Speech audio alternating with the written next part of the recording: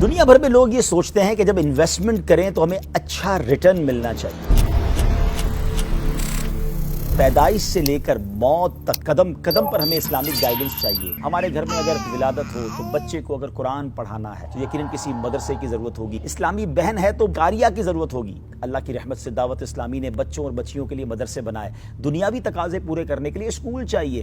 دعوت اسلامی نے اسلامک انگلش میڈیم اسکول بنائے، بچے کو اگر ہائر ایجوکیشن دینی ہے جس کے ذریعے عالم دین اسلامک اسکالر بنانا ہے، اسلامک یونیورسٹیز یعنی دارالعلوم جامعۃ المدینہ دعوت اسلامی نے بنائے۔ آپ کسی علاقے میں گھر لیتے ہیں، آپ کو مسجد چاہیے، دعوت اسلامی مسجد بناتی ہے۔ مسجد بنا لی تو امام چاہیے، دعوت اسلامی امام پرووائڈ کرتی ہے۔ اب امام ہیں تو ظاہر ہے کہ نکاح کے معاملات ہوں، یہ جناب جنازہ پڑھانا ہو، ہماری مسجد کے امام صاحب یا علاقے میں موجود علماء ہماری پرابلم سالو کرتے ہیں۔ امت کو جب مشکل آتی ہے، اللہ نہ کرے کوئی سیلاب آ جائے، زلزلہ آ جائے، کوئی آفت آ جائے، دعوت اسلامی کا ویلفیئر ڈپارٹمنٹ جا کر وہاں امداد کرتا ہے۔ بلکہ ایک وقت تو ایسا آیا جب خون کی کمی تھی تو دعوت اسلامی کے ڈپارٹمنٹ FGRF والوں نے جا کر 60,000 سے زیادہ خون کی بوتلیں بھی دے دی۔ اور آگے چلیے، جب شرعی مسائل پوچھنے ہوں تو مفتیان کرام کی حاجت ہے۔ الحمدللہ نہ صرف فزیکلی فتاوی جات کے لیے دارالفتاء اہل سنت قائم کیا گیا، بلکہ اب واٹس ایپ پر، ٹیلی فون پر، ای میل پر اور سافٹ ویئر کے ذریعے